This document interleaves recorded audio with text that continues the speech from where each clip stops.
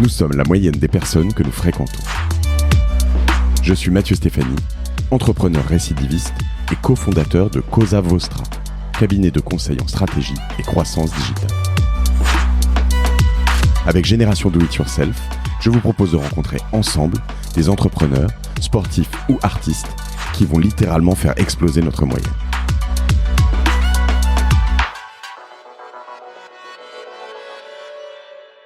Bonjour, je suis aujourd'hui à Londres où j'ai la chance de croiser pour la énième fois, en tout cas pas la première, Toury Mount. Bonjour Toury. Bonjour Mathieu, ravi d'être là avec toi. Eh ben pareil. Toury, est-ce que je peux te demander de te présenter ? Avec plaisir. Donc, je suis anglo-franco-suédois, je suis né à Rome. Je parle français plus ou moins, mais on me dit avec un accent belge. J'ai grandi en Angleterre et j'ai eu un parcours très, comment dire, messy, diraient les Anglais. C'est-à-dire que j'ai commencé en étudiant l'arabe classique et puis après j'ai fait de l'histoire médiévale. J'en suis sorti en 1999 et peu de temps après, l'arabe et tout ce qui était le monde arabe est soudainement devenu très intéressant pour de raisons politiques avec les attentats sur les deux tours. Donc je suis devenu journaliste, éditeur, politologue et j'ai fait plusieurs choses. J'ai écrit un bouquin sur Saddam Hussein. Je suis allé en Irak comme correspondant de guerre en 2003. J'ai monté un journal à Beyrouth qui faisait compétition au journal le plus pompeux et intello anglais qui s'appelle The London Review of Books, qui lui-même fait compétition au journal le plus pompeux et intello américain qui s'appelle The New York Review of Books. Et donc moi, je ne me souviens même plus quand, en 2004, je crois, j'ai lancé The Beirut Review of Books pour leur expliquer ce que c'est que d'être pompeux et intello. Donc c'était ma première boîte. À quel âge ? J'avais 26 ans. Et pour revenir juste un peu en arrière, quand tu es étudiant et que tu as donc, 18, 19 ans, pourquoi tu étudies l'arabe classique ? Alors déjà, oui, pourquoi ? Donc, si j'avais vraiment suivi mon cœur à 17, 18 ans, j'aurais fait de la littérature, je crois. Mais je détestais mon prof de littérature anglaise. Et je me suis dit qu'il fallait que je fasse quelque chose d'utile à l'université. Comme les maths, je n'ai jamais vraiment su compter. Et les sciences, pareil. Je me suis dit, les langues, ça je peux. Donc j'ai trouvé la langue la plus difficile. Et je me suis dit que j'allais apprendre celle-là. Et l'arabe classique, on est d'accord, c'est l'arabe de l'ancien temps. C'est un arabe exact. Donc, qui se parle plus aujourd'hui ? Pas du tout. Donc j'ai fait ça à Oxford. Avec un professeur, le professeur d'arabe à Oxford ne parlait pas arabe. Il était un des grands experts sur la littérature pré-islamique du monde arabe, mais le lisait et l'écrivait et faisait des grands discours sur la grammaire pré-islamique, mais ne parlait pas arabe. Donc, pour te donner un peu une idée d'Oxford, dans les années 90, c'était pas des années 1990, c'était 1490. Et puis après, j'ai passé un peu de temps en Syrie. J'ai vécu un an en Syrie où j'ai appris de l'arabe, le dialecte. D'accord. Sous Hafez al-Assad, donc le père du monstre aujourd'hui, qui était tout aussi monstre lui-même. D'accord. Et donc voilà. Et je me suis dit que de faire quelque chose de vraiment difficile pourrait me servir. En fait, c'est absolument le cas. Le début de ma carrière s'est fait uniquement à cause du fait que j'avais cet avantage absurde sur d'autres. On était très très peu. Et le monde, malheureusement, a fait en sorte qu'on était en demande. Et donc après, ou en même temps, histoire médiévale, tu as dit, c'est ça ? Oui. Pour ne pas trop rentrer dans les détails, mais même moi, à la fin, le fait d'apprendre une langue morte depuis très très très longtemps avec des professeurs qui nous traitaient comme des imbéciles, puisque l'arabe est très difficile, il faut traiter ceux qui apprennent comme des imbéciles. Je me suis dit que je ratais quand même pas mal de choses intéressantes au niveau intellectuel. Donc j'ai changé, j'ai fait de l'histoire, ce qui m'a permis de faire la théorie de l'histoire, qui m'a permis de rentrer dans tout ce qui était la théorie, un peu de la sociologie, et de la politique, des sciences politiques. Donc, mais il s'avère que ce qui m'intéressait, c'était la naissance de l'islam, l'époque byzantine, et puis quelques autres choses sur le côté. Mais ça m'a vraiment ouvert l'esprit au niveau théorique de pouvoir faire de l'histoire. Et quand tu rentres dans des études qui sont assez précises comme ça, que t'es franco-suédois, anglo, je sais pas quoi, presque blond en tout cas, aux yeux bleus, etc. Vous êtes plein comme ça. C'est surtout ça intéresse surtout des Arabes, des descendants où il y a un peu de tout. Où tu détonnes un peu là-dedans, je veux dire. Très bonne question. Les études régionales, en fait, se sont professionnalisées dans le monde anglo-saxon. Aux États-Unis, après la Deuxième Guerre, quand les Américains se sont rendus compte que l'Angleterre n'allait plus gérer le monde pour eux, ou n'allait plus être le policier du monde. En Angleterre, il y a une longue tradition d'intérêt pour les études régionales. Je parle du russe, de l'arabe, de l'hébreu, du persan, etc. Un peu moins les langues vraiment orientales. Mais et ça date du 18e. D'accord. Donc il y a une tradition autochtone, si tu veux, d'intérêt pour le reste du monde, empire et toutes ces conneries. Mais il y a, mais aussi, on s'est modernisé. Donc il y a la perspective, heureusement, a changé. Il y a une phrase très très belle de Salman Rushdie qui dit le problème des Anglais, c'est qu'ils ne connaissent pas leur histoire. Parce que toute leur histoire se passe à l'étranger. Et on s'est finalement rendu compte que cette perspective anglaise ou britannique sur le reste du monde était absurde et que finalement, en fait, les études régionales ont beaucoup plus pris des perspectives régionales. D'accord. Et donc alors on va revenir sur la période Irak et ce qui se passe juste après quand même parce que c'est assez drôle. Je savais pas ça en l'occurrence. Mais tu dis que t'es donc franco-suédois et anglo d'ailleurs, anglo-franco-suédois. Donc tu as 3 nationalités. J'en ai 2 au niveau passeport, mais 3 au niveau esprit. En fait 4 au niveau esprit puisque ma femme est italienne, mes enfants sont italiens. D'accord. Donc je suis maintenant un pauvre perdu sur cette île qui se détache de l'Europe que j'aime et qui me représente. D'accord. Et du coup toi tu es né en Italie. Il y a pas de droit du sol en Italie? Non. Si je pourrais avoir cette nationalité aussi. D'accord. Donc, je suis ma mère est française de Paris. Mon père est anglo-suédois. Ils se sont rencontrés à Rome puisque ma mère était restauratrice de tableaux et vivait à la Villa Médicis et mon père réussissait à écrire un roman. D'accord. Et voilà. Et du coup, tu parles combien de langues? Parce que alors, la langue est quelque chose d'important, j'ai l'impression, dans ton parcours. Il y a 2 réponses. Je parle 5 langues. Oui. Mais quelqu'un me dit, et d'ailleurs le disait à mes parents qui parlent aussi pas mal de langues, qu'on est tous des zéroglottes, c'est-à-dire on parle aucune langue correctement.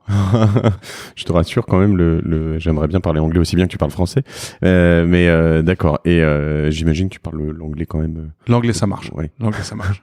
D'accord. Et donc tu grandis à Londres principalement, né à Rome, mais On revient en Angleterre quand j'ai 2-3 ans. Mon frère est né ici. On grandit à Londres dans un contexte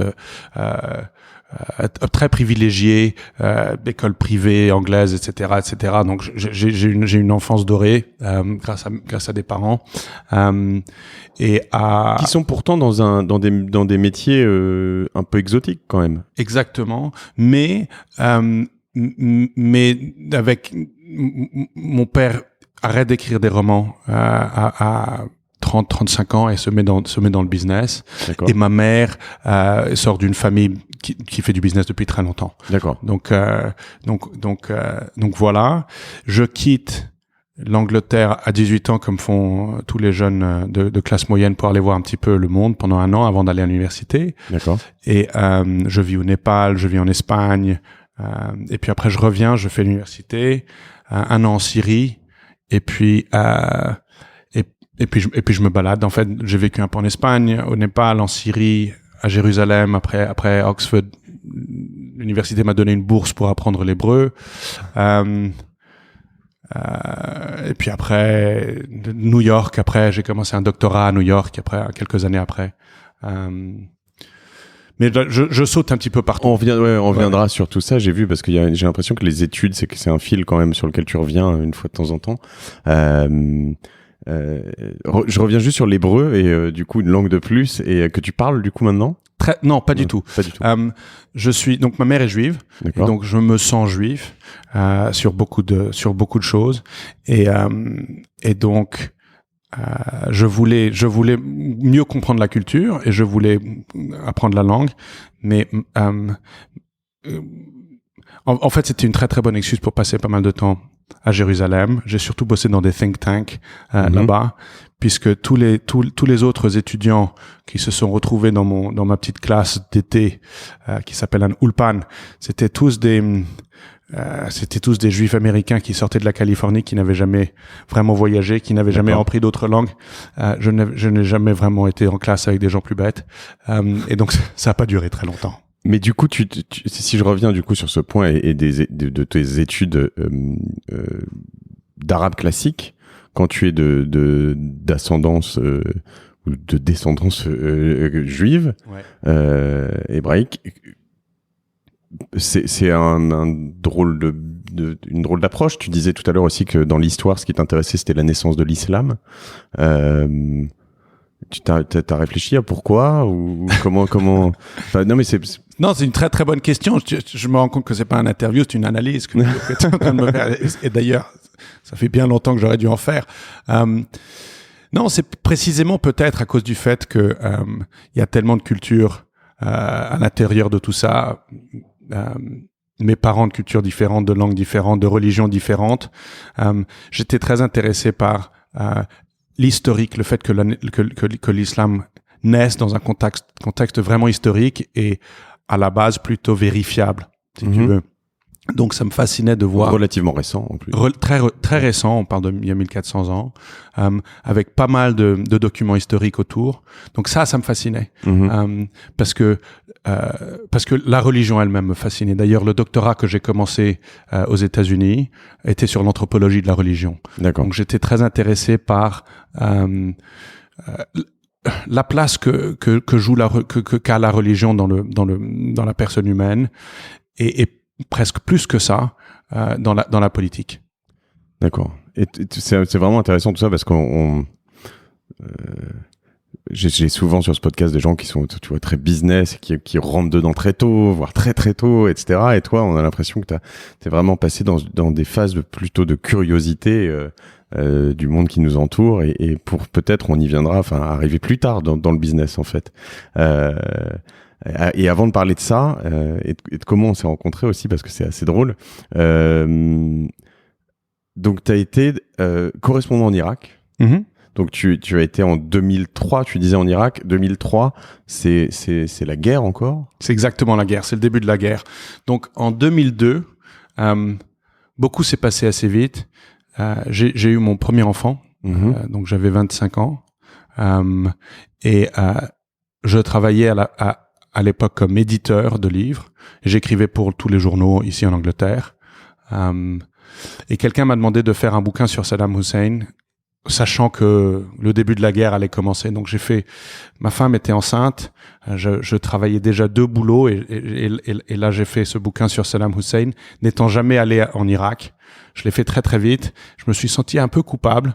Le bouquin lui-même était pas mauvais, mais me sentant un peu coupable, je me suis dit qu'il faudrait peut-être que j'y aille. Et donc la guerre a débuté en mars 2003 et moi j'y suis allé en mai comme freelance correspondant. Ma femme était ravie. Ouais, c'est ce que j'ai dit. Freelance, ça veut dire qu'encore quand même, tu vas pas pour AP, Reuters. Non, malheureusement. Tu pars, tu prends un billet, t'as un appareil photo ou t'écris, tu fais les deux. Je fais les deux. Et tu vends ce que tu peux. Et tu vends ce que tu peux. Et t'as pas de protection. T'as aucune protection, t'as pas d'assurance. T'as pas de fixeur, t'as pas d'assurance. Enfin, j'avais pas d'assurance. T'as pas de protection. C'est très très très con. Donc tu prends un avion. Comment t'arrives en Irak en 2 mois après le début de la guerre déjà? Jordanie. Donc tu voles jusqu'en Jordanie et puis tu sautes dans un taxi collectif à Amman. on était 5, je crois, dans le taxi. 5 occidentaux? 5 un peu de tout, non? Ouais. Tu avais des marchands jordaniens ou irakiens qui revenaient, qui repartaient. Tu avais, non, surtout c'était tous des Arabes. Mais il y avait pas mal de journalistes aussi à Bagdad. Et donc on prend un taxi collectif qui traverse le désert. Tu te retrouves à Bagdad. Et là, et là tu commences à essayer de voir ce que tu peux faire, ce que tu peux. Mais attends, quand même quoi. Tu prends un gilet pare-balles, un casque, t'as un truc, Rien, totalement inconscient, mais on a 26 ans qu'une fois, donc. Donc tu prends vraiment un petit sac à dos. Sac à dos. Tu sais ce que j'avais? J'avais un t-shirt rose et une casquette blanche que m'avait donnée ma femme. En se disant, il a l'air tellement pas arabe et pas militant dans un t-shirt rose avec une casquette blanche qui survivra. C'est chose qui s'est passée. Oui, parce qu'en effet, j'allais dire, tu vois, j'imagine que le mot va vite quand t'es dans un taxi ou alors, je sais pas s'il y avait déjà beaucoup d'enlèvements ou de choses comme ça. Non, c'était le début. Donc, j'y suis allé au début. Il y avait très, très peu. Mais je me souviens, moi, j'ai fait tout le tour de l'Irak en transport public. Primo, parce que j'avais pas tellement d'argent. Ouais. Mais aussi, c'est un moyen très facile de voir le pays et parler à des gens. Et je me souviens d'un voyage en transport public. Ce sont des genres de minivan je me souviens plus, c'était Nasri à Basra. J'étais devant et je me rends compte qu'il y a une longue conversation derrière moi qui est tout le monde se pose la question, comment est-ce qu'on peut lui dire qu'il va se faire tuer? Comment est-ce qu'on peut lui dire que c'est un imbécile? Comment est-ce qu'on peut lui dire que c'est très, très dangereux? Et il commence à parler de moi, de manière très, très concernée et très généreuse et sympathique, se disant, mais est-ce qu'il sait ce qu'il fait, etc. Il pensait que tu parlais pas arabe. Il pensait que je parlais pas arabe. Donc finalement, je me retourne. Et là, pendant 1 heure, une longue conversation entre nous tous en train de se décider s'il fallait que je fasse semblant d'être un Libanais qui avait passé du temps à l'extérieur, mais qui revenait, si c'était mieux d'être journaliste ou mieux d'être businessman. Et en fait, d'une sympathie, d'une générosité, d'un comment tu dis, concern, d'un intérêt pour mon intérêt immense. Donc ça s'est bien passé. D'accord. Et donc tu dis que tu fais le tour de l'Irak, donc Bassora, c'est là où étaient les Anglais, je crois. Exact. Voilà. Kurdistan, etc. Mossoul, tout. Et c'est quoi? Déjà, t'as eu peur là-bas? J'ai eu très peur 2 fois, et les 2. Je te parle, c'était vraiment le début de l'occupation. Donc le vrai soulèvement arabe ne s'était pas encore passé, mais les 2 fois que j'ai eu vraiment peur, c'était à cause de soldats américains, des très jeunes soldats américains qui savaient pas ce qu'ils faisaient. Ils sont très très jeunes, ils avaient 19 ans, et il y en a un que je me suis dit que ça allait peut-être mal se passer. Avec toi? Avec moi. J'étais trop près j'étais à Kirkouk, dans la zone kurde. Ce que les Kurdes veulent, soit la capitale kurde. Et je m'étais approché de la base américaine et je prenais des photos. J'étais dans mon t-shirt absurde rose et ma petite casquette blanche, et j'avais vraiment l'air. Puis je suis blanc, donc je suis blanc, et donc au soleil je rougis. Donc un très jeune, il devait avoir 19-20 ans, soldat, commence à me courir dessus en hurlant avec sa carabine levée à ma tête, et je ne comprenais pas ce qu'il disait. Et il devenait de plus en plus hystérique. Et là, j'ai eu très peur. Il me disait down, down. Et en fait, il voulait que je me couche par terre. Un sol brûlant. Je me suis brûlé la figure avec son fusil littéralement derrière ma tête. Là, j'ai eu peur. Là, j'ai eu peur. Et puis après, il s'est fait, son chef est arrivé et l'a calmé. Mais donc non, moi j'ai eu peur de soldats américains, pas de situation. D'accord.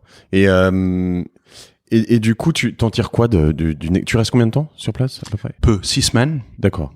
Et je reviens. Tu reviens soulagé quand même.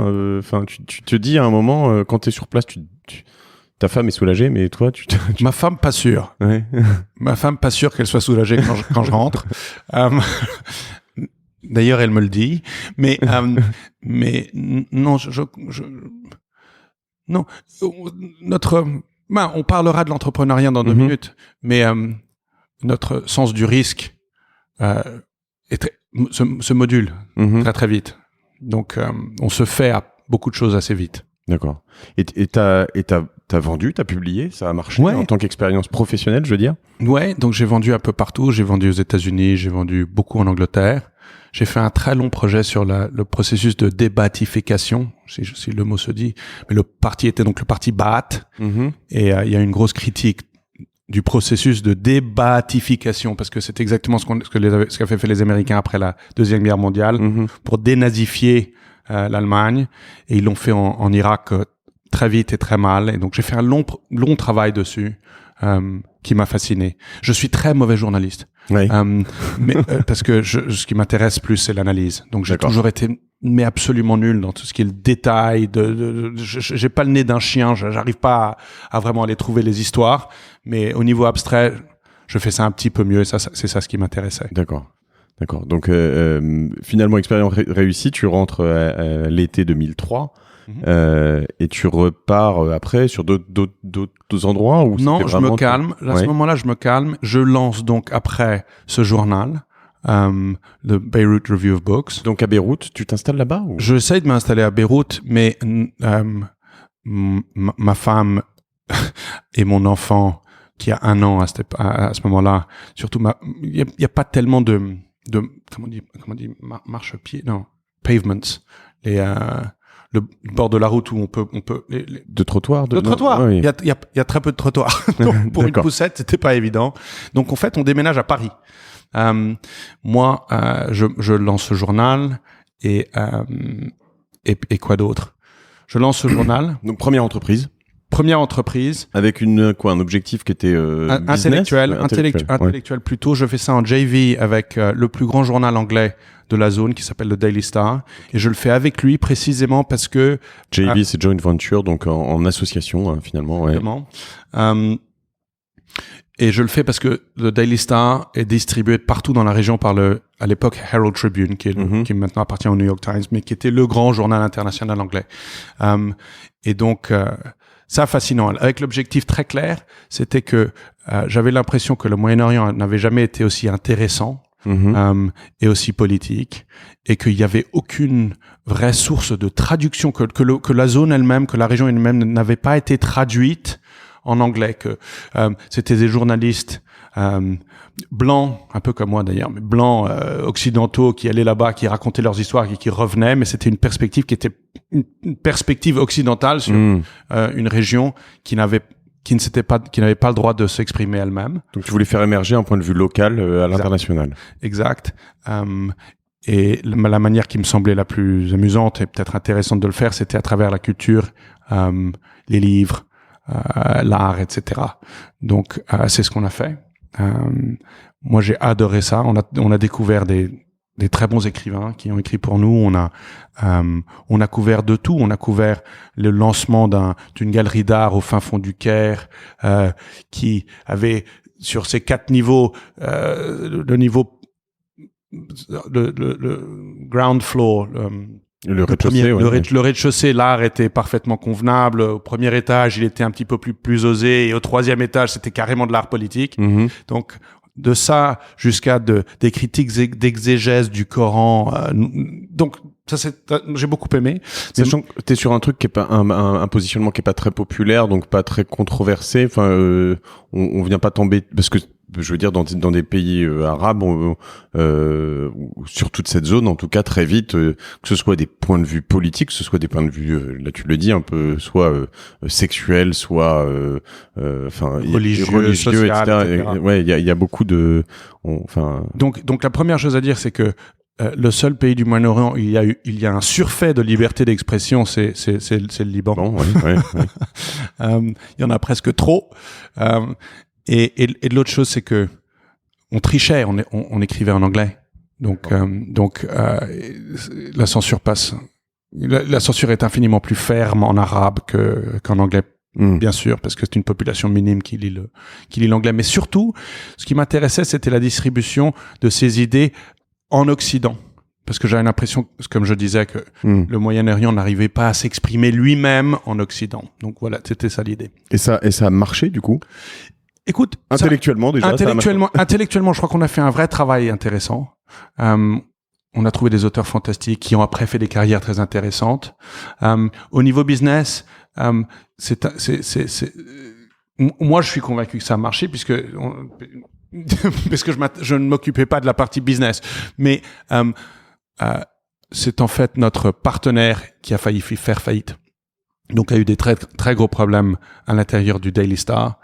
Et donc, eux ont dû complètement retrancher leurs opérations. Ils ont essayé de déménager à Dubaï. Ils ont eu tout un tas de problèmes. Donc, c'est eux qui ont arrêté la chose. Et toi, tu vis ça donc de 2004 à... Je fais ça un an. Ça dure un an, plus ou moins. Je fais ça 2003-2004. Et après, je rentre en Angleterre comme chef de la section Moyen-Orient du plus vieux think tank de défense au monde, qui a été monté par le duc de Wellington en 1830, qui s'appelle The Royal United Services Institute, qui est bourré de vieux colonels obèses en costume 3 ou 4 pièces, qui d'ailleurs m'était assez sympathique. Mais du coup, souvent quand tu es là-dessus, c'est un think tank qui a des employés. Toi, tu es employé. Voilà. Et donc tu es employé pour les briefer sur donc le Moyen-Orient, la perception peut-être des locaux, tout ce que tu as vu c'est les précédentes années, ce que tu vois au quotidien. Et l'objectif pour eux, c'est d'avoir des points de vue différents. J'ai l'impression qu'en France, pas tous évidemment, mais les think tanks sont plus des associations où il y a souvent, je dis pas toujours, mais souvent assez peu de permanents en fait, quoi. Ce qui est un peu, j'ai l'impression un peu différent ici ou dans les pays anglo-saxons. Intéressant. Donc oui, nous on était un bâtiment très très beau à côté de Downing Street, en plein centre de Londres.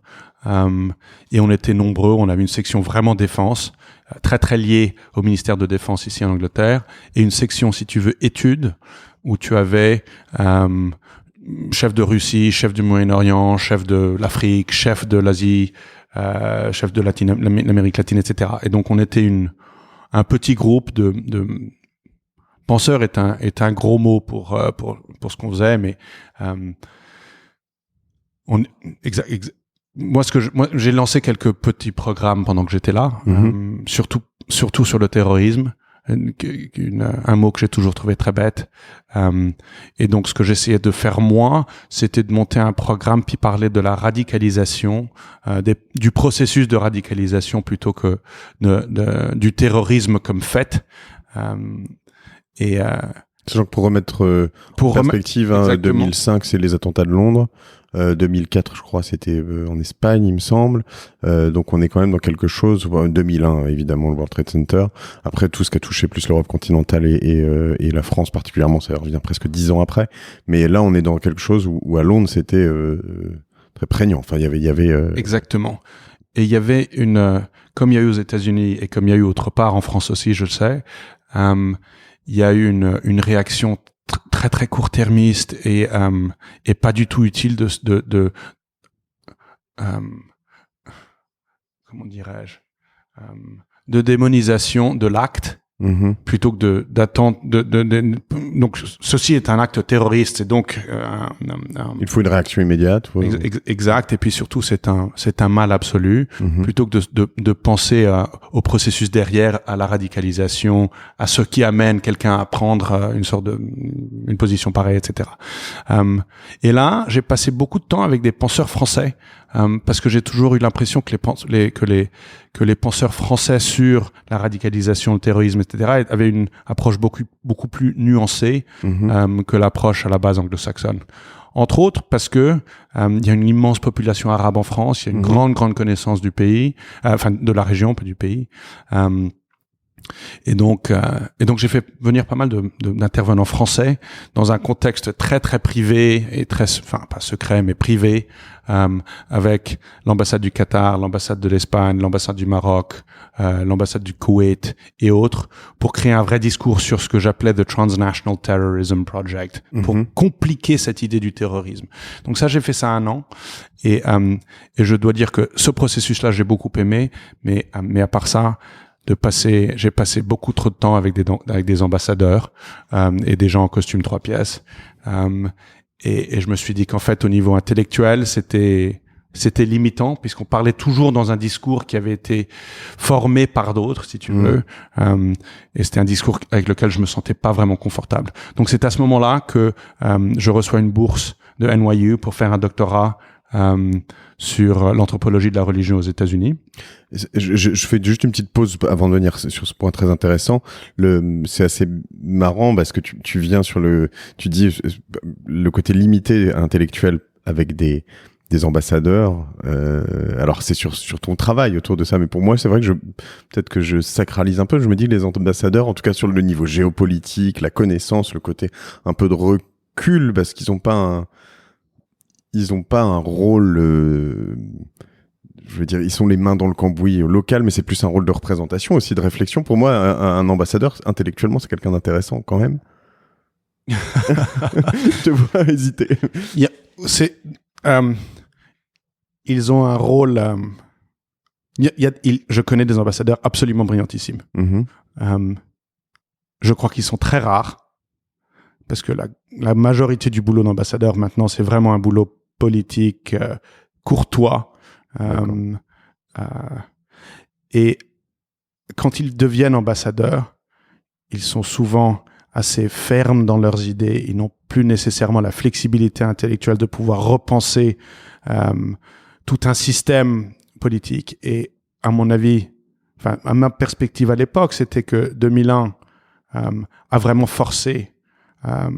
C'était le début d'une nouvelle période politique pour nous tous en Europe et en Occident, qu'on a très très mal pris, et qu'on a très mal géré, et on aurait dû vraiment repenser de manière beaucoup plus rigoureuse et intellectuelle les systèmes intellectuels pour repenser ce qu'on vivait. Et ces ambassadeurs, pardon, c'est une réponse très très longue. Ouais, non, je sais pas être très impressionné par. Non, moi je trouve ça passionnant. Je veux dire, si je lis entre les lignes ou si je reformule, ils ont pas de notion de, mais c'est vrai, d'efficacité. C'est des gens qui sont là, qui ont ils apportent une position, mais ils vont pas changer. Je sais pas, l'ambassadeur de France au Maroc, il sert pas à grand chose.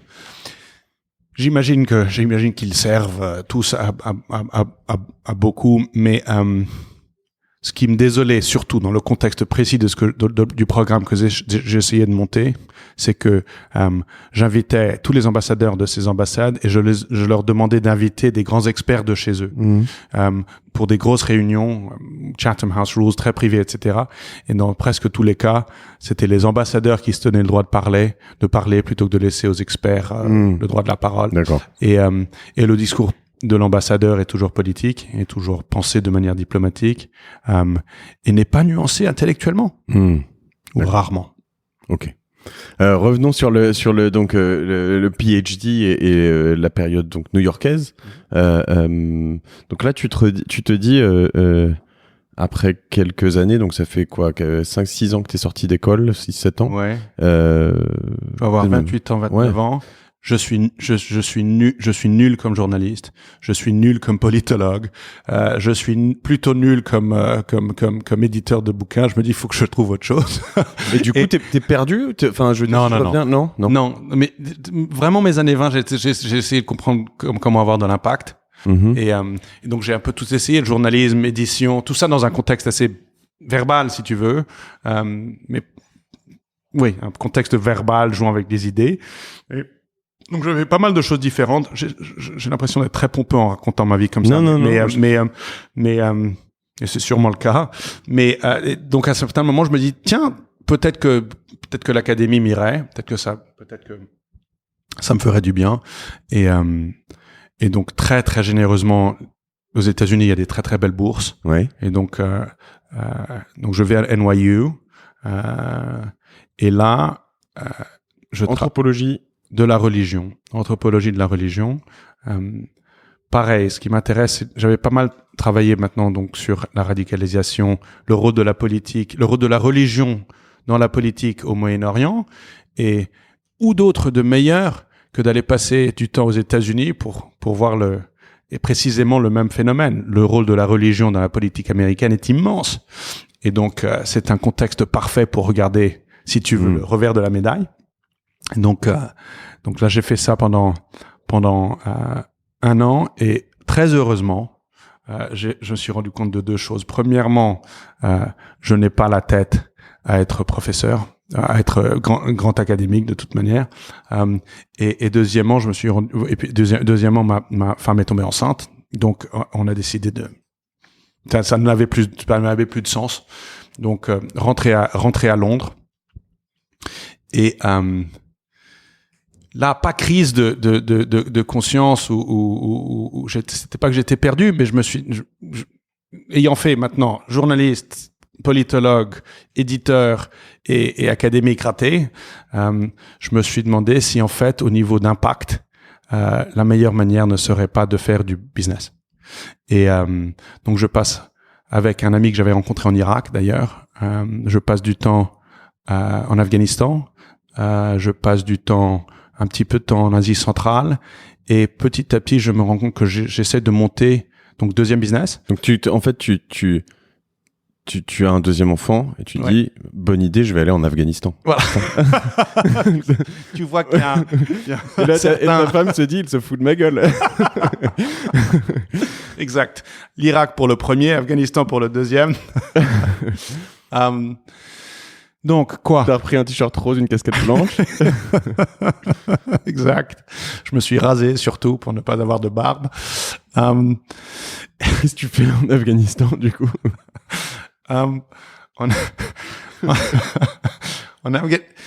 Tout ça semble un peu rocambolesque. En Afghanistan, ta femme parle français ou pas? Parce que non, je veux jamais lui dire. Elle va pas écouter ce podcast, c'est dommage. Je vais le faire traduire. En Afghanistan, on cherche ça semble absurde. On cherche des mines de iron, de fer, ouais. et de cuivre, avec un géologue sud-africain à base de données de vieilles cartes soviétiques qu'on trouve dans la bibliothèque à Kaboul. Ça, c'est assez amusant et ça ne marche pas. On essaie on s'imagine un projet immense d'hydroélectricité entre le Kyrgyzstan et le Pakistan qui ne marche pas aussi. Comment t'es financé du coup à ce moment-là? Tu vis de rien? Non, là, donc cet ami à moi que j'avais rencontré en Irak avait lui été très bien financé par un très grand entrepreneur, en fait un grand trader, okay. qui montait des business un petit peu partout dans des endroits un peu particuliers. Ok, d'accord. Et donc on était financé par lui pour trouver d'autres business en Afghanistan. C'est quand même un changement assez radical, c'est-à-dire passer du potentiel, t'as shifté sur un truc où tu passes de New York sur un truc assez académique comme tu le disais à aller chercher des mines en Afghanistan. C'est vrai. Tu n'es pas le premier à se demander si c'était intelligent, mais c'est un shift très business, je veux dire. C'est un shift très business et je me dis non, il faut c'est avec le business que tu auras un impact. Et ça a un sens je t'explique. Dans 6 mois, ça aura un sens. Mais je voulais comprendre comment ça marchait. Une expérience absolument fascinante. Et du point de vue intellectuel, ça m'a complètement ouvert les yeux parce qu'en tant que journaliste, tu vas voir le ministre des Mines et tu lui demandes ce qui se passe. Il te dit absolument rien avec un grand sourire. Et en tant que businessman, tu vas voir le ministre des Mines en Afghanistan et tu lui demandes ce qui se passe et il te raconte absolument tout. Et je me suis finalement rendu compte que le journalisme avait un désavantage immense dans toutes ces interactions. Les choses que en tant que personne qui fait du business, les choses qu'on m'a racontées, comparées à ce que j'ai su en tant que journaliste, sont absolument incomparables. Oui, parce qu'ils savent que ça va pas sortir forcément de la pièce ou d'accord. Et de voir avec tes propres yeux de la corruption, mais de la plus banale, des valises de dollars. J'ai vu des valises de dollars changer de main. Ça, absolument fascinant. Et ça, en tant que journaliste, tu le vois jamais. Donc, en fait, en tant que personne qui fait du business, tu rentres vraiment dans les entrailles de comment fonctionne un pays. Et ça m'a sidéré. J'ai trouvé ça fascinant. Donc Donc j'ai fait ça, j'étais en Afghanistan pendant un petit bout de temps. Et après, j'ai essayé de monter deuxième business, une plantation de biodiesel au Ghana. Parce que, premièrement, surtout pour des raisons écologiques, mais j'étais convaincu que c'était un très, très, très bon business. Donc je passe longtemps à créer... On est en quelle année, là? 2008 ou par là? Ouais. Non, 2007. 2008.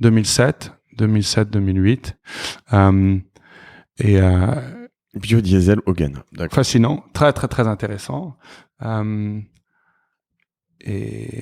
Ghana, pourquoi? Ghana, parce que c'est stable, parce que il y a un vrai cadastre de terre, qui est un grand problème partout en Afrique de l'Ouest. Et puis, parce il s'avérait qu'on avait des contacts là-bas. Et ça, c'était fascinant, ça n'a pas marché. Pour des raisons compliquées, mais ça n'a pas marché. Donc, on n'a jamais vraiment pu planter. Planter. Non, d'accord, ok. C'est resté à l'état de business plan. Exactement, avec le chief of staff du président et le ministre rural de travaux, etc., etc. Mais est-ce que c'est pas un mal alors j'ai eu un ou deux projets avortés comme ça en Afrique où justement avec des représentants assez haut placés dans certains pays ou des ministres ou où finalement on arrive à faire des plans, on se voit beaucoup et puis finalement il se passe rien derrière. Est-ce que c'est pas un truc qui arrive souvent? Je pose la question. Dans mon cas, c'était de ma faute. D'accord. C'était vraiment pas de la leur. Okay. C'était que mon back financier a changé les termes du deal. Ok. À la dernière minute, ça n'avait plus vraiment de sens. Mais je crois que lui, il a changé les termes du deal parce qu'il n'était pas convaincu que ça puisse marcher. Donc, je crois que lui m'en veut, moi je lui en veux, et le projet ne s'est pas fait. Okay. Mais c'était entièrement de notre faute. Non, j'ai des grands amis qui font beaucoup de travaux en Afrique et font avec grand succès. Mais donc après ça, on arrive. Qu'est-ce que ça nous a pris longtemps, je suis désolé. On arrive au moment où finalement, toi et moi, on fait la même chose. Ouais. C'est-à-dire que en 2007, je commence à me rendre compte qu'il y a un truc qui s'appelle l'Internet. J'ai 10 ans de retard au plus. Mais il n'y a pas beaucoup d'Internet au Ghana ou en Afghanistan, en Irak. Donc j'ai des excuses. Et je me dis, pareil, dans ce contexte dont je te parlais avant, qui a toujours été un petit peu une idée de comment faire parler des gens qui sont l'objet des nouvelles plutôt que qui n'en sont jamais le sujet. Mm-hmm. Donc j'ai créé ce que je pensais être une plateforme de liberté d'expression qui s'appelait Demotix. Donc DEMOTIX. Exact, avec cette idée de démocratie et de démotique qui vient veut dire du peuple. Et donc, je voulais faire une plateforme de liberté d'expression qui permette aux Maliens de raconter des histoires maliennes, aux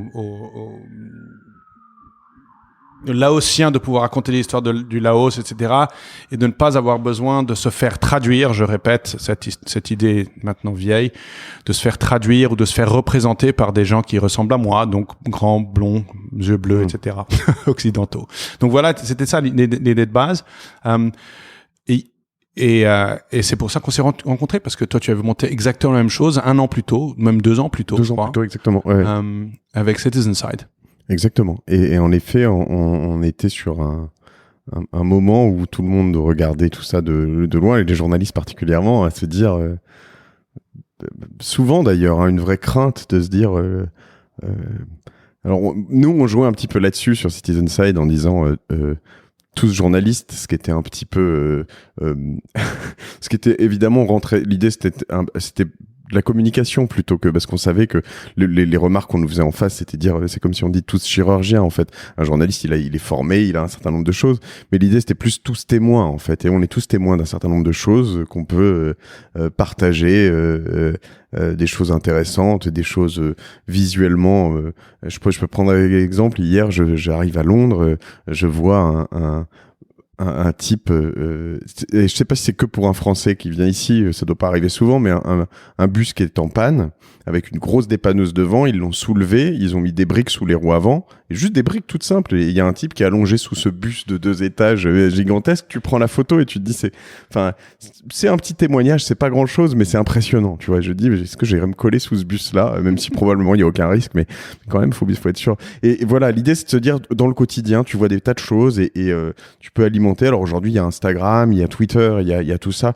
Le problème de ces plateformes, c'est qu'en fait, les gens ont une tendance à poster sur les réseaux sociaux. Donc du coup, est-ce que poster sur Demotix ou Citizenside a un autre intérêt? L'intérêt était pour nous aussi de licencier, de revendre potentiellement ces documents et de se dire qu'ils avaient une valeur potentiellement financière, ce qui est le cas, puisqu'ils font vivre Instagram ou Twitter et des médias aussi dans l'ancien monde. Et Demotix, tu lances ça tout seul? L'idée devient comment tu, après tout ça, je veux dire, quand tu viens du Ghana pour faire du biodiesel, comment tu rentres dans la tech?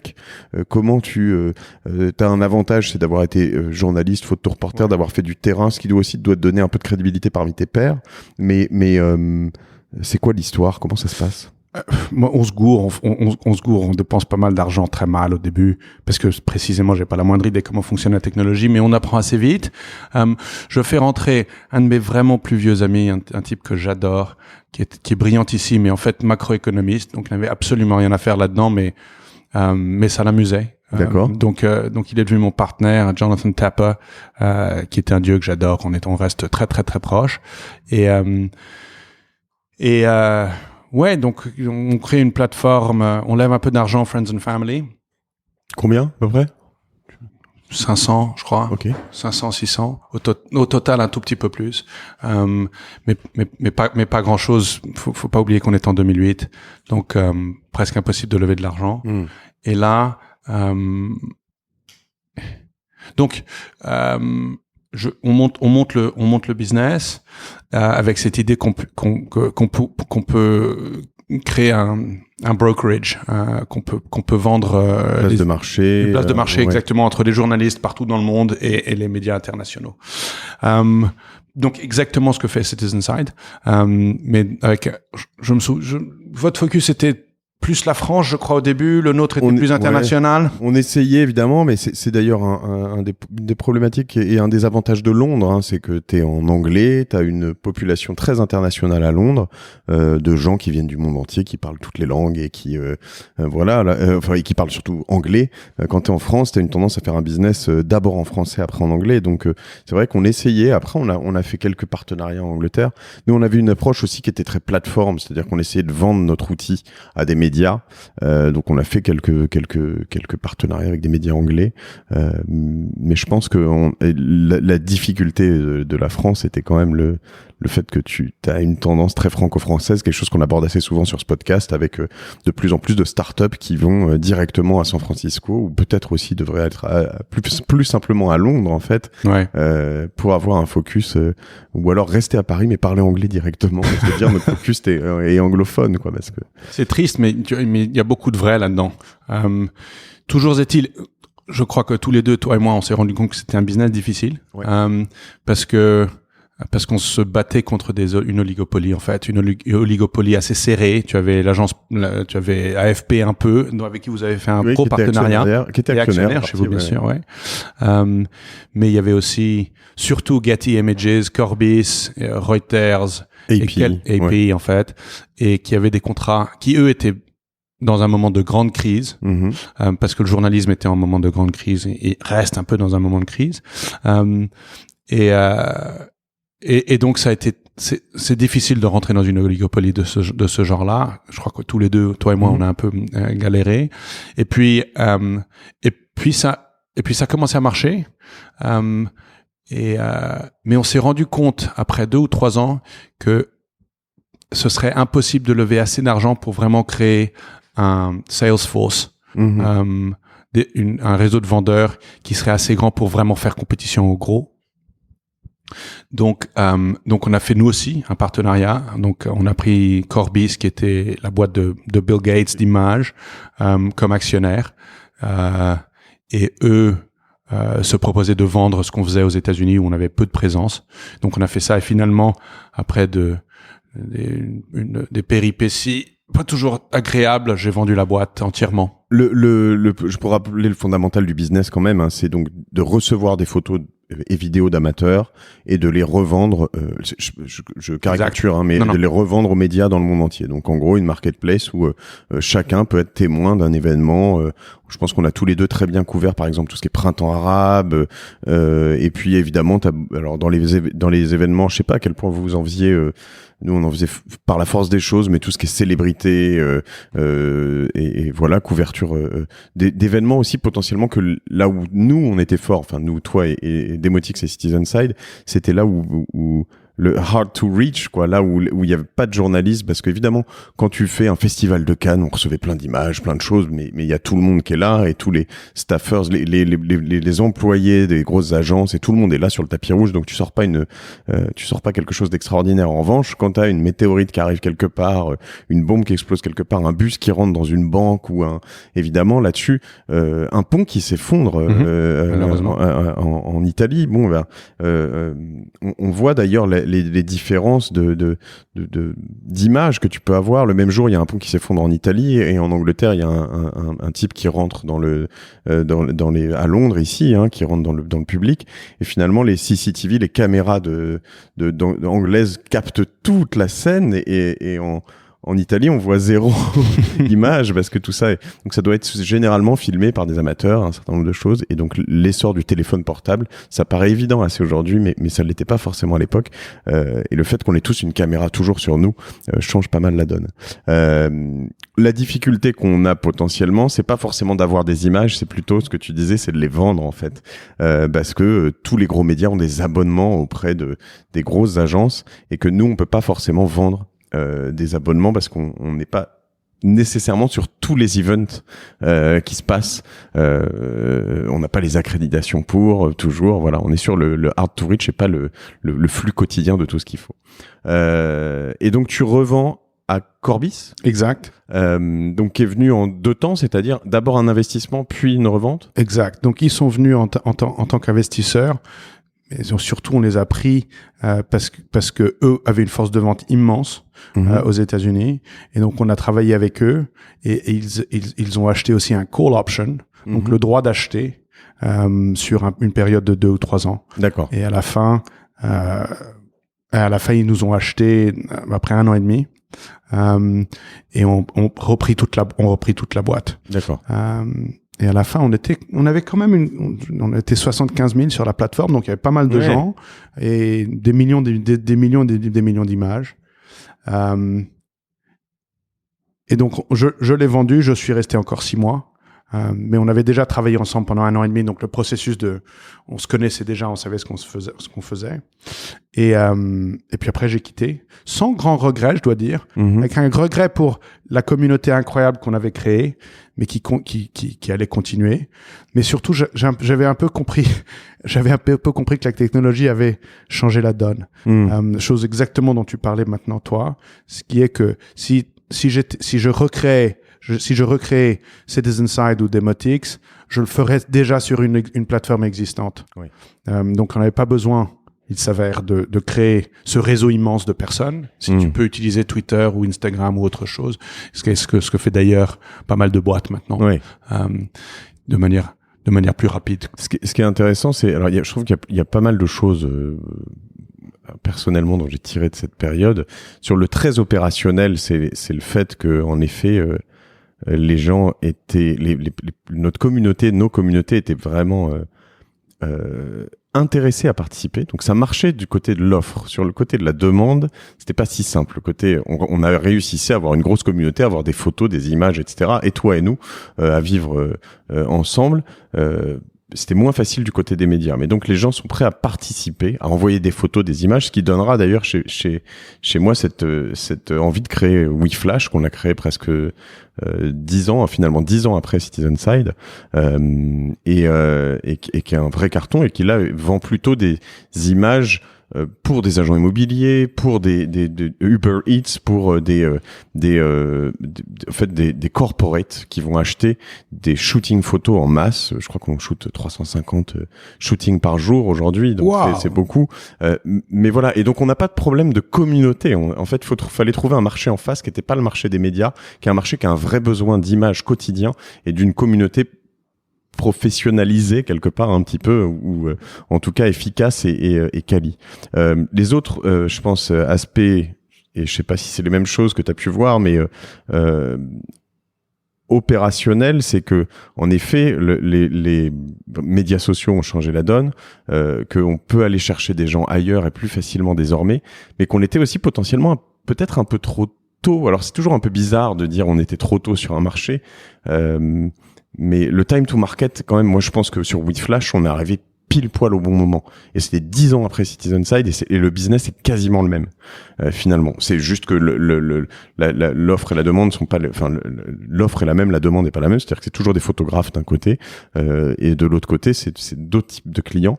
Mais le time to market en 2015 est parfait, 10 ans après une idée qu'on a eue en 2005. C'est quand même fou. C'est drôle, c'est très drôle. Ouais. Et je pense que bizarrement, alors tu peux changer mais souvent des idées qui ont déjà existé il y a 3, 4, 5, 6, 7, 8, 10 ans, et ben tu peux les reprendre et te dire ça a pas marché il y a 10 ans, mais aujourd'hui le marché est prêt, quoi. Fascinant. À mon avis, dans le cas de Whiplash, qui est un business fantastique, c'est aussi parce que vous êtes en train de focaliser sur le bon marché. Les news, toi et moi, c'est un marché très très difficile, qui est difficile depuis 20 ans.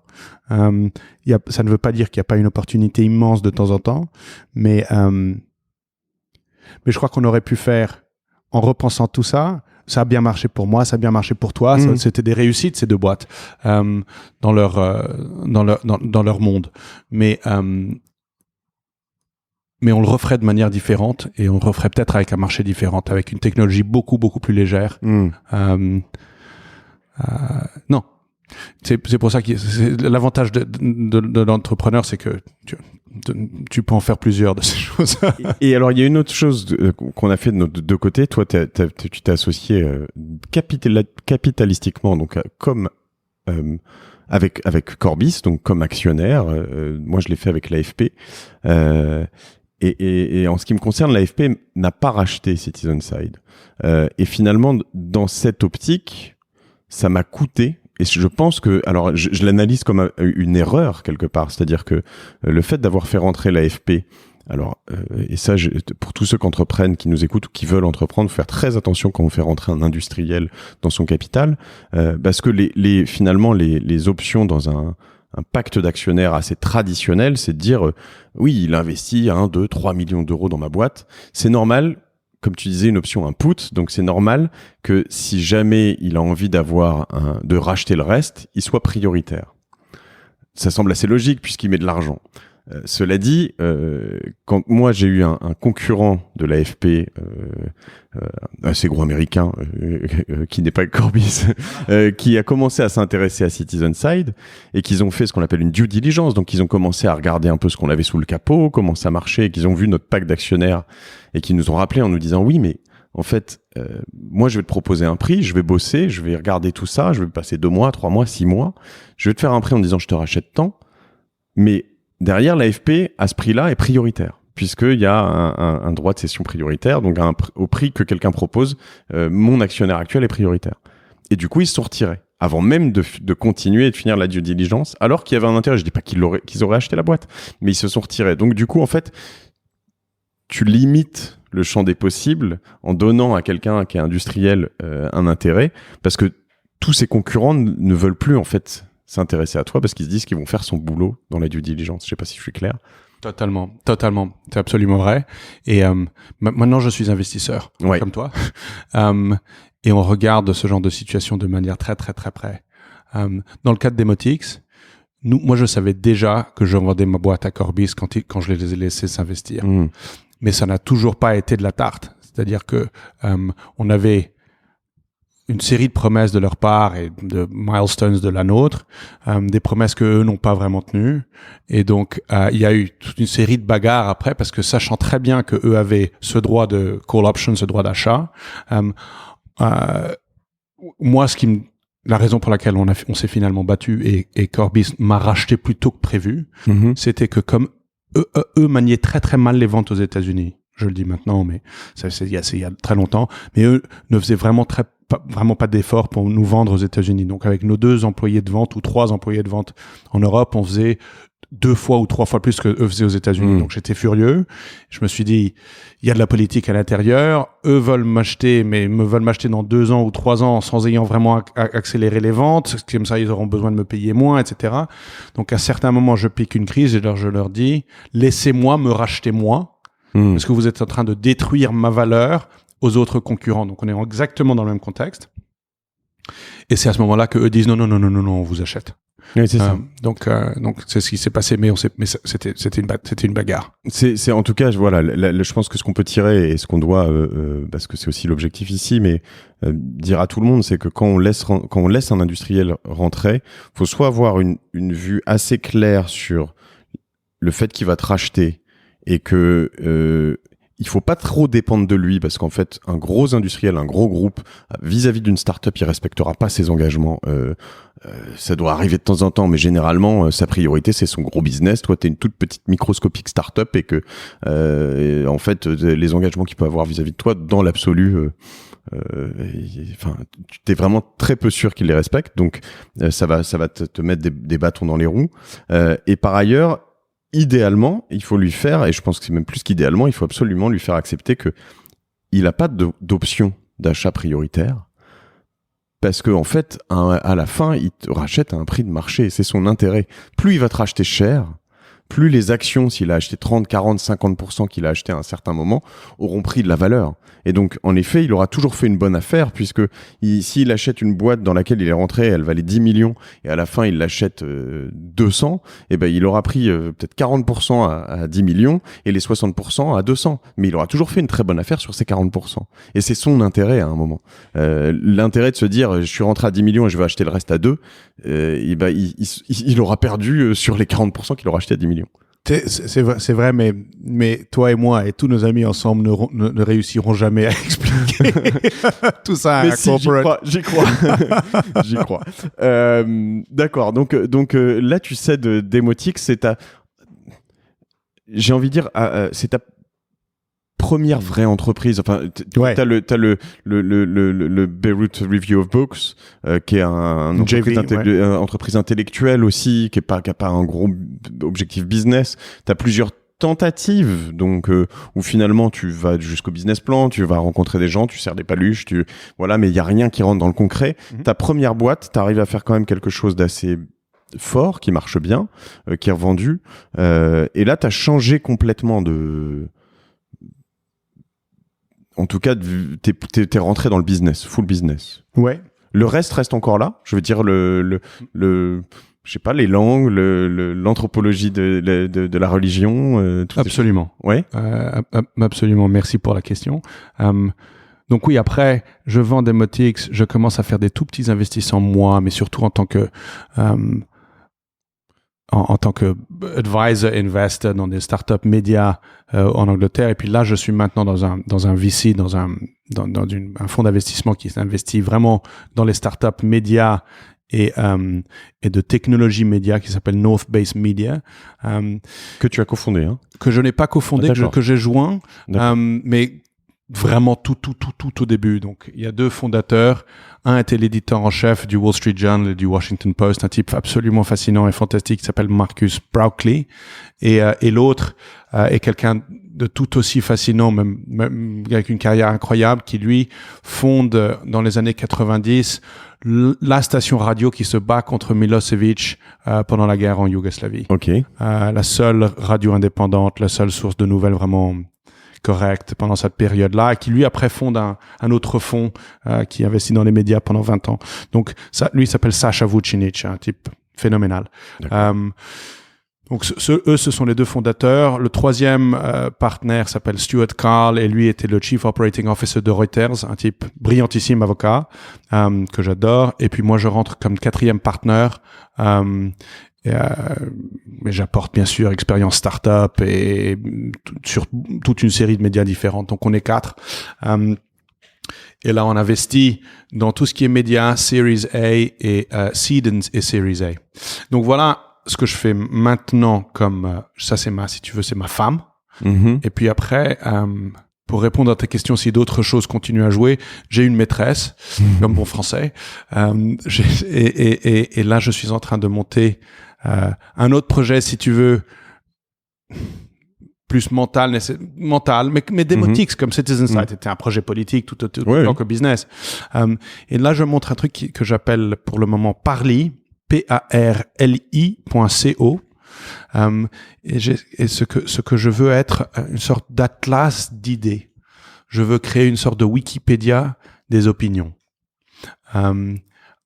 Tu sais, après 2016, qui m'a beaucoup peiné, on a eu Brexit en Angleterre, il y a eu Trump aux États-Unis, il y a eu un référendum en Italie qui est passé du mauvais côté, il y a eu un autre référendum en Colombie qui est passé du mauvais côté, il y a une poussée du nationalisme, il y a une poussée d'une sorte de radicalisation de la pensée des deux côtés, de la gauche et de la droite, en Angleterre maintenant au moins, mais pareil en France. Je me suis dit qu'il y avait un problème dans la manière qu'étaient représentées les idées.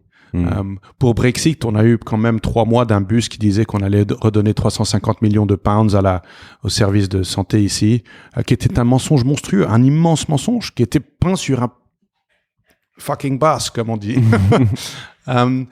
Et on réussissait pas vraiment à dominer cette rhétorique, à vraiment cadrer les idées qui étaient, surtout les idées politiques. Et donc, j'essaye de créer, si tu veux, une sorte d'accélérateur pour les idées, pour que quand il y a un nouveau massacre dans une école aux États-Unis, on ne soit pas des millions à se hurler sur la gueule sur Twitter, qu'il y ait un endroit où on puisse dire voilà les arguments contre le contrôle des fusils, voilà les arguments pour, ils sont là, on les sait, ils sont simples, maintenant rentrons dans l'acte, si tu veux. Donc je conçois ça à la base comme projet, si tu veux, intellectuel, mais aussi comme Demotix. Je suis convaincu que pour vraiment avoir de l'impact, tu dois travailler dans le business. Il faut que ce soit soutenable, sustainable. Et donc, et si tu regardes Wikipédia, par exemple, Wikipédia fait, je crois, 500 millions de recherches de page views par jour. Si c'était monétisé, ce serait une des plus grosses boîtes au monde. Fort heureusement, ça ne l'est pas. Fort heureusement, ce ne l'est pas. Exact. Mais il y a peut-être des moyens de repenser comment créer quelque chose de similaire sur un fondement pro-business, ou sur un fondement simplement business, mais avec peut-être une approche à la propriété, comme tu dis, non, ownership. Propriété intellectuelle ou non? Non, même de l'appartenance, à qui appartiendrait cette boîte. Donc, je suis en train de penser à un modèle de coopération, je suis en train de penser à toute une série d'autres choses. Mais donc, Parli existe, on est en closed beta. Bêta, donc d'accord, bêta privé. Okay. Bêta privé, donc vous... Parli.io, ok. Je mettrai le... Non, Parli.co, pardon. Donc si tes auditeurs, ça les intéresse, je les ferai rentrer avec plaisir. Et on verra ce que ça donne. Donc voilà ma maîtresse. D'accord. Et du coup, si je reviens aussi 2 secondes. Alors c'est vrai que Parli, c'est un j'ai l'impression aussi que c'est une maraude, c'est-à-dire que c'est un projet qui tourne et que personne n'a encore réussi à casser le code sur quelque chose comme ça. J'ai entendu des projets en France. Alors c'est sur du débat, mais c'est un peu pareil. Il y a un projet qui s'appelle, je vais dire, c'est le Dranche, je crois. Donc c'est un mélange de droite, centre, gauche, droite, centre, gauche, d'accord. Et donc avec aussi débat d'idées justement, et avoir les points de vue droite, centre, gauche, avoir des synthèses de tout ça, etc. Et j'arrive pas à savoir si les projets ont été mal exécutés, si il y a pas de public, si c'est juste une vision intellectuelle du truc, ou si il y en a un jour qui va vraiment y arriver. C'est assez ou peut-être que c'est le modèle économique aussi qui fait ça, parce que Wikipédia, en l'occurrence, on peut se dire que ça réussit parce que c'est Wikipédia, parce que c'est gratuit, parce que c'est pas biaisé, parce que c'est communautaire, parce que tout le monde y participe. Aujourd'hui, ils ont validé, mais si c'était une corporate, si c'était vraiment, est-ce que ça marcherait autant? C'est pas évident. Exact. Et si je reviens sur North Space, donc vous êtes tous basés à Londres? Non, on est basé. Marcus est basé à Washington D.C. Stuart est basé à New York. Moi, je suis à Londres et Sacha Vucinic est à Séoul. D'accord. Donc, nos réunions qu'on fait deux fois par semaine se passent ou à minuit mon heure, ou à minuit heure de Séoul. D'accord. Et du coup, c'est assez ambitieux parce que donc quand on connaît un peu le monde des médias, ce qui est notre cas tous les deux, hein, mais on sait que c'est un monde très compliqué en termes de de modèle économique, de business model, que il y a quand même peu de médias. Il y en a quelques-uns très, très exceptionnels qui trouvent leur modèle, mais soit sur des médias de niche, soit sur des médias très larges qui sont vraiment très référents, le New York Times, Le Monde peut-être, un certain nombre de médias comme ça. Et encore. Et toi, tu te dis, on va lever de l'argent pour investir dans les médias. Là-dessus, alors c'est pareil, il y a une notion politique, intellectuelle de défense du média ou une vraie approche business. Parce que je dirais, pour connaître bien ce business, de loin, si je devais donner un conseil à quelqu'un, c'est investir plutôt dans un, je sais pas, e-commerce, une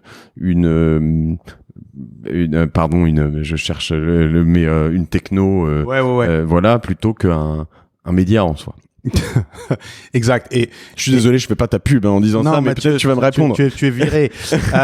Non, tu as absolument raison. C'est absolument la perspective. Mais ce qui nous a fasciné, c'est que c'est une perspective vraiment assez occidentale. D'accord. Et donc voilà un petit peu la théorie de nos investissements. On a deux types d'investissements. On investit dans les technologies de médias, ce qui veut dire technologie de paywall, technologie de chat, bot et pas mal d'autres choses, avec derrière l'idée que les technologies continueront à révolutionner, comment on dit?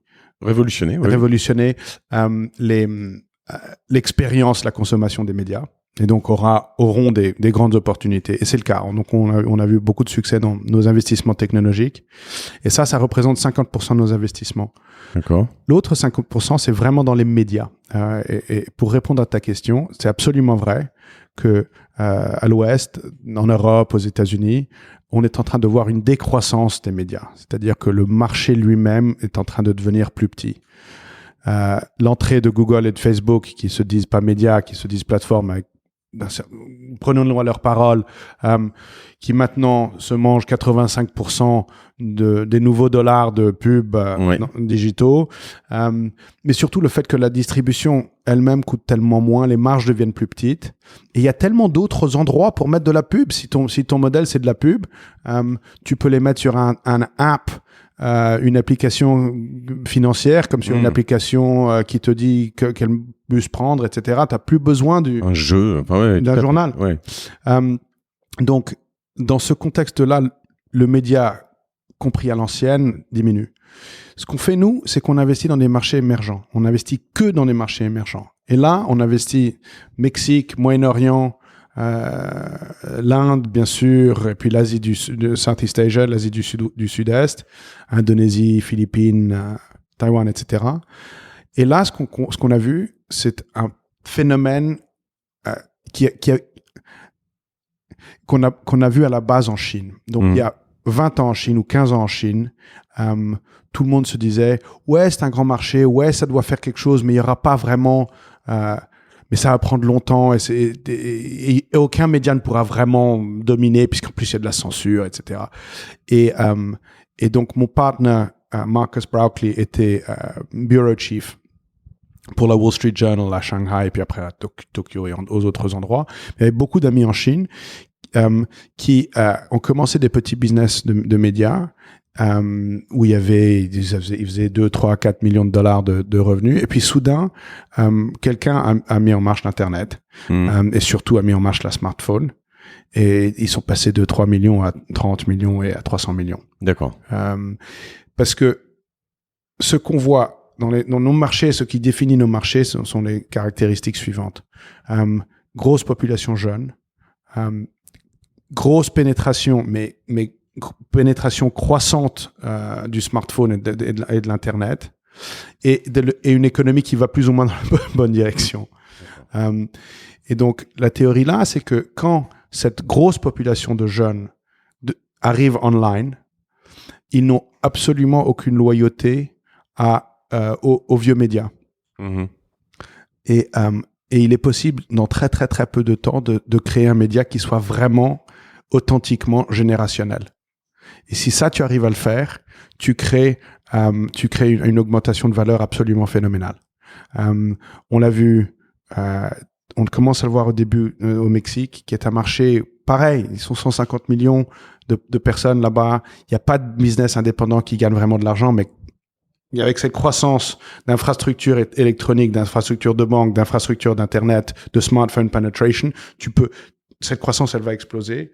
Le Moyen-Orient, une région de 400 millions d'habitants, où moins de 1% de l'internet est en arabe. Il y a très très peu de contenu, il n'y a pas vraiment de journaux, il n'y a pas d'entertainment pour les jeunes, à part ce qui se trouve sur YouTube. Donc il y a vraiment une possibilité de créer un média générationnel là-bas. Et en Indonésie, en Inde, on est entré dans la plus grosse boîte indépendante de séries YouTube. D'accord. Mais on l'a trouvée quand elle était toute petite, gérée par deux types absolument phénoménaux qui ont fait rentrer la femme d'une qui est encore plus intelligente que eux. Donc ils sont 3 fondateurs maintenant. Deal avec Netflix, deal sûrement avec Amazon de distribution. Et ils ont monté une application qui fait... Ils l'ont monté en fin janvier. On est maintenant à 500 000 daily active users. Incroyable. En 6 mois.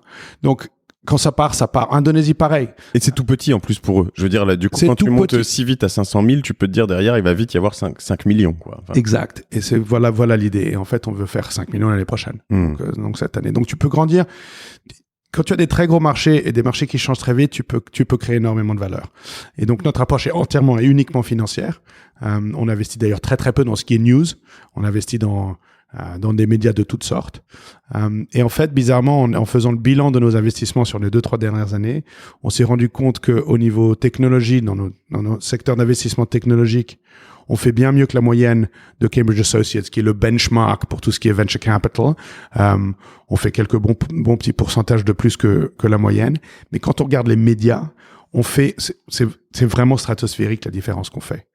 Personne ne rentre dans ces marchés précisément parce que comme tu disais, c'est des marchés qui sont conçus comme étant très très dangereux, sans vraiment de possibilité de création de valeur. Donc on est souvent dans des conditions peut-être moins compétitives, ce qui veut dire que les évaluations ne sont pas stupides. Ouais. Comme on est vraiment focalisé sur les médias, on investit dans des boîtes qui nous veulent comme investisseurs, qui nous écoutent, avec lesquelles on peut vraiment avoir un impact. Et on a vu des croissances à Taïwan ça sera de 45 fois quand on investit il y a 2-3 ans. En Indonésie, c'est déjà 20 fois la valeur, et ça c'est en 2 ans. Je veux dire, on voit des croissances immenses. Tout peut se casser la gueule. Oui. Mais tout peut se casser la gueule, et on a vu déjà ce genre de choses se casser la gueule. Mais l'opportunité est immense. Sachant que comme tu le dis, donc le venture capital, les fonds d'investissement en Europe se sont multipliés de manière hallucinante. Donc du coup, il y a une sorte de la loi de l'offre et la demande aidant, de survalorisation des boîtes qui cherchent de l'argent, parce qu'il y a beaucoup de gens qui veulent investir, qui ont de l'argent à investir, donc ils veulent le faire. Et donc le fait d'être financé en Occident pour investir ailleurs, dans des pays émergents, te donne un avantage concurrentiel certain. Dans ces pays-là, il y a peu de gens qui investissent, Où il y a moins de gens qui investissent? Il y a beaucoup d'argent aussi dans les investissements? Ça dépend des régions. Au Mexique, il n'y a absolument pas du tout assez pour un marché qui sera immense, mais qui a été, dans tous ces secteurs, dominé par la culture du monopole. D'accord. Et rien de plus, dans aucun secteur plus que tout ce qui était les communications, etc. Oui. Tout ça appartenait à un homme jusqu'à il y a 10 ans. Les médias, les télécoms, oui, t'avais... C'était Monsieur Carlos Slim qui... Exactement, qui était l'homme le plus riche du monde. Mais on n'était pas très loin en France, mais il y avait quand même, c'était pas un... Enfin, en France et en Europe, il y a toujours eu un gros média public et puis un ou deux gros médias, mais finalement, il y en a toujours 3, 4. C'est pas un seul. Quand il y en a qu'un seul, en effet, t'as un marché derrière qui est très différent. Très, très différent. Pareil, Moyen-Orient, il n'y a pas du tout assez d'investissement. Il y a 3, 4, 5 boîtes, mais de bonnes boîtes de venture capital au Moyen-Orient, Wamda, MAVP. Mais ça commence maintenant. Il y a une compétition pas nécessairement très saine entre certains des pays des pays du Golfe pour une domination de la vision future de la région. Qatar, Arabie Saoudite, Union des Émirats, etc. Ce qui est très paradoxal parce que eux investissent beaucoup en Europe et dans d'autres domaines, mais je veux dire dans le foot, dans l'immobilier, dans beaucoup de domaines où il y a enfin les Qataris, les Dubaïotes, sont très très très actifs en fait, mais peu dans leur tech locale. Pas du tout assez, tout assez. Et ça va venir. On sait comment fonctionnent les écosystèmes. Il y a des boîtes, elles sont très mal financées, une mauvaise culture d'investissement commence. Les entrepreneurs se disent « je joue pas ici, je m'en vais », ils vont aux États-Unis, ils vont en Angleterre ou à Berlin. Ça marche, ça ne marche pas, on ne sait pas. Petit à petit, le marché d'investissement local mûrit. Des boîtes sont finançables à l'intérieur, etc. Mais le cycle n'est pas complet avant qu'il y ait vraiment une culture d'achat dans ces écologies. Donc il faut vraiment qu'il y a que les entrepreneurs voient qu'ils puissent être achetés, que les investisseurs voient qu'il y a des exits pour eux, que des sorties de financement pour eux. Et dans beaucoup des marchés dans lesquels on travaille, ce n'est pas encore très très clair. Le Moyen-Orient, il y a eu 2 gros exits sur 15 ans. Il y a eu Maktoub qui a été acheté par Yahoo il y a 15 ans pour des centaines de millions. C'est peut-être même 1 milliard. Ce serait 1 milliard maintenant en dollars concrets. Et récemment, Souk, qui est le grand Amazon de la zone, qui a été acheté d'ailleurs par Amazon pour 650 millions. Mais il n'y en a pas assez. Et en Arabie, en Asie du Sud-Est, Southeast Asia, c'est surtout des grosses familles qui investissent, qui créent des véhicules d'investissement. Mais il y a aussi le début de professionnalisation. L'Inde, comme tu sais, il y a une grosse culture d'investissement très développée, et la Chine aussi. Ok. Écoute, c'est assez passionnant tout ça aujourd'hui. Donc je vois que tu as plusieurs projets en même temps, et tu vis de quoi du coup? C'est le fonds North Space sur lequel votre domaine, c'est le fonds North Space qui vous rémunère. Exact. C'est ça, d'accord.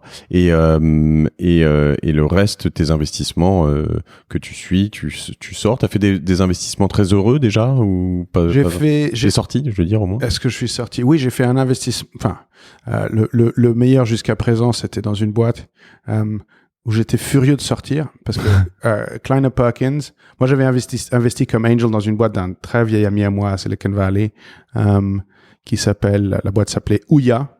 C'était une console minuscule sur Android. Okay. Génial. Une CEO, une femme absolument brillantissime, et dont j'étais rentré dedans. Et 1 an plus tard, même pas, Kleiner Perkins prend un round gigantesque et dit on en a marre de tous ces petits actionnaires qui vont compliquer la mise. Donc on a été forcé à sortir pour 5 fois en 9 mois. Donc ça, c'est difficile à battre, mais j'étais quand même furieux. Et sinon, j'ai quelques investissements. Je me suis gouré, je me suis beaucoup gouré, mais avec des toutes petites sommes, quand je suis après d'être sorti de Demotix, et là je crois que je commence à comprendre comment me gourer un tout petit peu moins. Mais et c'est quoi du coup alors le conseil ou en tout cas peut-être qu'est-ce que tu as appris en faisant ça? Si moi demain je m'y mets et que j'ai 500 000 euros et que je veux rentrer 10 tickets à 50 000, qu'est-ce que tu ferais? Ce qui est très très énervant, c'est que on est d'accord, pardon, excuse-moi, Ouais. juste, pardon, je te coupe, mais on est d'accord que, d'ailleurs, je pars d'un statement qui est de dire si j'ai 500 000 euros, vaut mieux faire quand même 10 tickets à Exact. 50 000 ou 20 tickets à 25 000 que d'en se faire dire 1 à 500 000, quoi. Voilà. Même si on adore le projet. Exact. Donc ça, déjà à la base, tu as raison. Je vais te dire quelque chose de très irritant, c'est que tout le monde dit exactement la même chose, mais il faut que tu te sois trompé plusieurs fois pour comprendre que tout le monde a raison. Et donc deux choses. La première, c'est que la seule chose qui compte vraiment, vraiment, vraiment, c'est les personnes qui montent le projet, parce que de toute manière, les boîtes changent de forme. Donc ils peuvent avoir un marché génial, ils peuvent avoir compris leur technologie, ils peuvent avoir fait tout le reste. De toute manière, l'idée sera pas bonne au début. Elle devra changer, donc il faut vraiment croire à ces personnes. Et là, il faut vraiment les comprendre. C'est assez irrationnel, ça. Hein. C'est totalement irrationnel et il y a très très peu à faire. Et surtout, on est très subjectif dans notre manière de juger les gens. Donc, si on se croit fantastique, on cherche des gens qui nous ressemblent. Si on se déteste, on cherche des gens qui sont nos opposés. Et donc, ça, c'est très difficile. Et ça, l'immense avantage d'investir avec 2 ou 3 autres personnes, c'est que tu diminues la subjectivité de ton regard personnel sur les personnes dans lesquelles tu investis. Donc, ça, c'est la première chose. Et la deuxième chose, et ça m'avait vraiment choqué en sortant de Demotix, en vendant Demotix, c'est que des très très bons VC m'appelaient pour comprendre le business model de boîtes qui étaient vraiment nulles, mais totalement nulles, qui n'allaient jamais marcher. C'était précisément parce qu'ils ne comprenaient pas le marché. Donc gros travail pour comprendre le marché dans lequel tu investis. Parce que toute technologie a l'air magique quand tu la regardes de l'extérieur, et toute histoire, si elle est bien ficelée, toute narrative de business te semblera, si elle est bien ficelée, te semblera fantastique. Mais en fait, beaucoup de VC, j'ai l'impression, et moi j'ai sûrement fait pareil, beaucoup de VC investissent dans l'histoire qu'on leur raconte plutôt que dans le concret du business. D'accord. Et le marché, ça veut dire un benchmark, regarder ce qu'il y a autour, qu'est-ce qui a existé, qu'est-ce qui s'est planté, qu'est-ce qui a marché. Est-ce qu'il y a vraiment de l'argent Exact. Ok. Pour venir un peu sur aujourd'hui, ton orga et ton approche de la vie, c'est quoi? Comment déjà, est-ce que tu vas faire un 3e enfant? Parce que je suis très inquiet pour ta femme. Oui, ce sera le Sierra Leone. Non, on a décidé qu'on laisse tenir où on était. Tu pars pas demain en Syrie, quoi. Donc, non. Est-ce que comment tu t'organises dans tout ça? T'as plusieurs business, en tout cas plusieurs associés, plusieurs lignes d'investissement et plusieurs projets. Comment tu ventiles ta semaine? Comment tu ventiles tes journées? Comment tu t'aères l'esprit? Très bonne question. C'est la fin de l'été là, donc j'ai quand même pas mal de temps libre où j'ai beaucoup lu, mais j'ai appris quelque chose de mon oncle. Qui lui, je me souviens plus de qui il a appris, mais une liste de dimanche soir avant de te coucher. Donc ça me cadre ma semaine en termes d'organisation. Tu le fais tout le temps? Je le fais presque tous les dimanches, ouais. Même si c'est sur mon téléphone quand je suis au lit, mais j'ai une vague idée de ce que j'ai envie d'accomplir cette semaine-là. Dans la semaine. Et tu t'y tiens vraiment? J'essaye de m'y tenir, sachant que non. Mais j'ai toujours en tête cette phrase très utile qui est que l'urgent semble toujours plus l'urgent est l'ennemi de l'important. Et quand on a un inbox d'emails qui est rempli tout le temps, c'est très facile de devenir une machine à répondre à des emails plutôt que une machine à créer de la valeur. J'ai un gros sujet là-dessus. C'est que un des entrepreneurs, ou si ce n'est l'entrepreneur le plus successful français du moment, en tout cas, qui est Xavier Niel, est vraiment ultra réputé pour répondre à quasiment tous ses emails très rapidement, etc., etc. Et moi, j'ai l'impression qu'on est complètement esclave de sa boîte mail et que quand on fait ça, en fait, on est dépendant d'autres et qu'on organise notre journée. Et que je vois un type qui a un succès comme ça et qui réussit comme ça me fait me poser énormément de questions parce que moi, j'ai pas envie d'aller là-dedans. Et je me dis, en fait, j'ai toujours 100 mails de retard et finalement, ces 100 mails, ils sont, enfin, quand quelqu'un m'écrit, je ne dois pas absolument lui répondre, en fait, en soi. C'est lui qui me sollicite.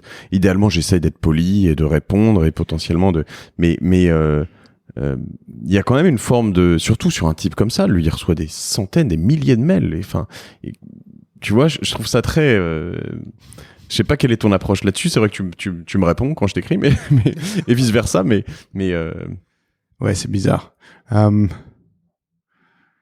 Ça commence. Ayant été de l'autre côté de conversation avec des investisseurs, je me souviens que c'était pas nécessairement très agréable. Donc j'essaie de faire un effort avec les boîtes qui nous approchent. Et j'essaie d'être... le grand problème du VC, de l'investisseur, c'est que on finit par croire que c'est nous qui sommes les intelligents dans la conversation avec l'entrepreneur. C'est toujours le contraire. Ça demande énormément de courage et de force et d'énergie pour monter une boîte et beaucoup, beaucoup, beaucoup moins pour gérer un VC. Donc, non, pareil que toi. C'est les manières qui comptent à ce moment-là. D'accord. Mais ok, revenons sur ton orga. Pardon, je t'ai... Ouais, non, mais tu as raison. C'est une très bonne question. Sinon ça, j'essaie de lire des romans. Ça me sort du business de tous les jours. Sinon, et tu lis quand même encore des business books ou je dis encore, je sais pas si t'en as lu d'ailleurs. Ouais. Que ce soit business, que ce soit anthropologie ou histoire, ouais. etc. Ouais. Donc je lis des romans parce que ça me sort un petit peu de moi-même, puis c'est intéressant. Ça te donne une approche différente. Et puis après j'ai des obsessions, j'ai des petites obsessions. Donc je suis obsédé maintenant, comme tout le monde, par la fin de la vérité en termes abstraits, si tu veux. Donc post-truth et comment ça se déroule. Donc je lis beaucoup sur ce thème-là. Il y a 2 ou 3 ans, j'étais absolument obsédé par la singularity et l'automatisation, le fait que nos enfants, toi et moi, n'auront pas de boulot. Post-truth, pardon, tu peux revenir là-dessus. Oui, bien sûr. Ouais. Donc, l'idée du post-truth, c'est... écoute, Rudy Giuliani, il y a 2 jours... L'ex-maire de New York, qui est l'avocat de Donald Trump maintenant, a dit en déposition, en parlant à un journaliste, Chuck Meyer, je crois, le type lui a dit, mais attends, tu veux faire parler Trump ou pas? J'ai pas compris si tu veux lui faire une déposition ou pas. Et Rudy Giuliani a fini en disant, non, et Chuck, donc l'intervieweur lui a dit, but truth is truth. La vérité, c'est la vérité. Et Giuliani a dit, truth is not truth. Donc, on rentre dans un contexte très postmoderne, mais c'est pas le seul. C'est les alternative facts de Kellyanne Conway. C'est la manière dont Sarah Huckabee Sanders, qui est la porte-parole de Trump, gère les faits, les informations. C'est un petit peu la destruction de tout ce de la base de consensus de la société démocratique, qui est que quand je te dis que 2 et 2 font 4, on est d'accord que 2 et 2 font 4 et on se bat après sur le résultat de ce 4. Mais on est dans un contexte intellectuel maintenant où 2 et 2 font vraiment absolument ce qu'on veut. Si tu regardes ce que Trump en particulier, mais pareil en Angleterre, je veux dire, tous les mensonges de Brexit ont été absolument fulgurants. Et ça, c'est bien sûr avant de parler de tout ce qui est les fake bots de la Russie sur Facebook. Donc, et qu'est-ce qu'il faut lire alors là-dessus? C'est quoi le bouquin qui t'a le plus marqué ou... Je viens de finir un bouquin très beau et très court, qui est le livre de Michiko Kakutani, qui est la critique en chef du New York Times, qui vient d'écrire son premier livre qui s'appelle The End of Truth, qui est très beau. Sinon, il y a un bouquin de 2 journalistes anglais qui ont écrit 2 bouquins qui s'appellent tous les 2 Post-Truth. Il y a un essai très intéressant d'un type qui s'appelle Frank Shields, je crois. Mais c'est un essai que tu trouveras sur Internet qui s'appelle On Bullshit. Ok. Et bullshit, comment tu... Bullshit, connerie, non? Connerie, ouais. Mensonge, connerie, exact. D'accord. Qui est très drôle et très académique d'ailleurs.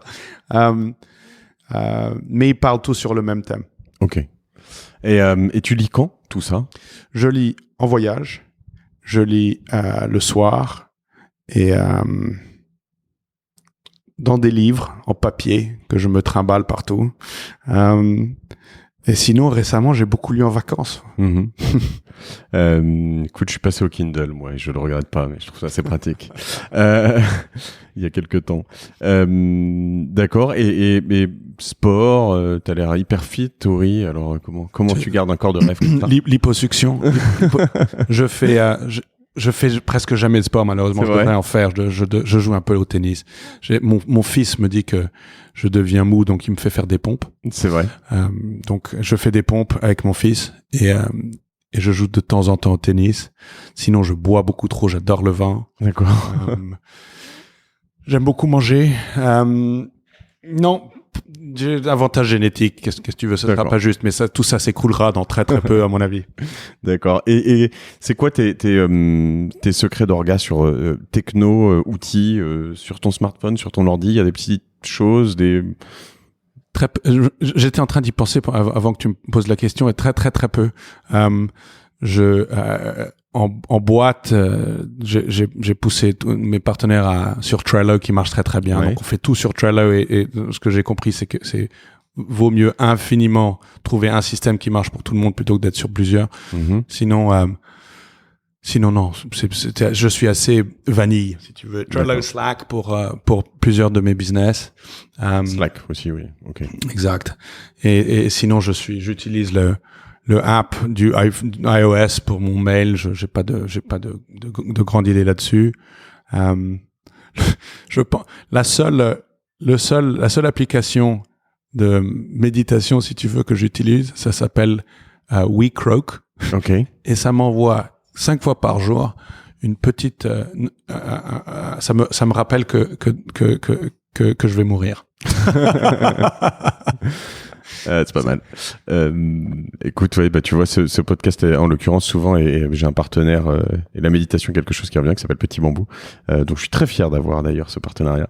Et en effet, c'est assez drôle parce qu'il y a quand même un aller-retour, mais ce rappel de tu vas mourir 5 fois par jour est quelque chose à méditer, très intéressant. Écoute, super. Et toute dernière question avant qu'on finisse cet épisode. On pourrait durer des heures parce qu'il y a plein de choses dont je voulais parler avec toi. On a parlé refaire pour te poser toutes ces questions que tu viens de me poser. Si on revenait à tes tout débuts, peut-être juste avant d'être correspondant en Irak, juste avant d'écrire ton livre sur Saddam Hussein, et si tu avais l'occasion de venir te voir toi-même et te donner un conseil, qu'est-ce que tu te dirais?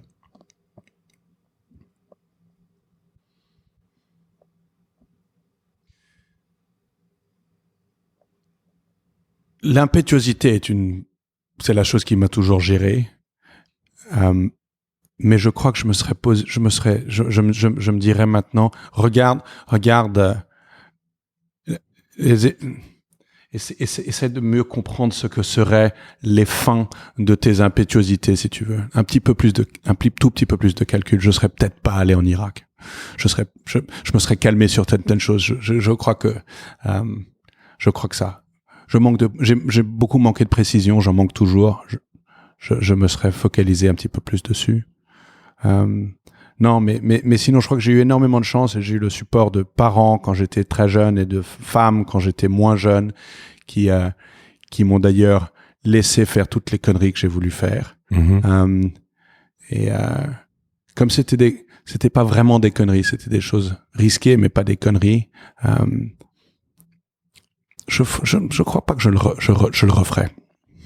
Écoute, je suis ravi de cet épisode parce que je trouve que tu as quand même un beau recul et puis aussi j'ai l'impression beaucoup de travail moi j'ai souvent des épisodes qui sont très très très focus business ou très un peu obsessionnels sur certaines choses. Je trouve que toi t'as vraiment ouvert les choses. Ça m'étonne pas, c'est comme ça que je te connais, mais depuis beaucoup de temps. On n'a pas reparlé d'ailleurs, hein, t'as refait un MBA au milieu de tout ça, non? Non, j'ai pas vu. Si, pas vraiment, mais je suis allé à la London Business School, de nuit. D'accord. De nuit. Ok. On passe des gros détails comme ça. Mais voilà, écoute, donc North Base Media, on te trouve sur Twitter pas mal. T'es toujours actif? Ouais, très actif. Instagram, LinkedIn? Ouais, LinkedIn, absolument. Twitter, pas mal. C'est TURI. D'accord. Sur Twitter. et puis Parly, PARLI.co. Parly, je le mettrai dans les show notes. Je te remercie, Toury. C'est moi. Ravi. Un grand plaisir de te parler. Et puis à très bientôt. N'hésitez pas à contacter Toury si vous voulez échanger avec lui ou si vous cherchez des investissements, même si on parle plutôt d'investissement dans les marchés émergents. Salut Toury. Merci à toi. À bientôt. N'oubliez pas de noter le podcast 5 étoiles et de vous abonner si vous n'êtes pas abonné sur l'application podcast d'Apple ou ailleurs sur l'application Google qui marche très bien. Par exemple, je fais la promo des GAFA. C'est moche. Sur ces belles paroles, à très bientôt sur Génération Do It Yourself.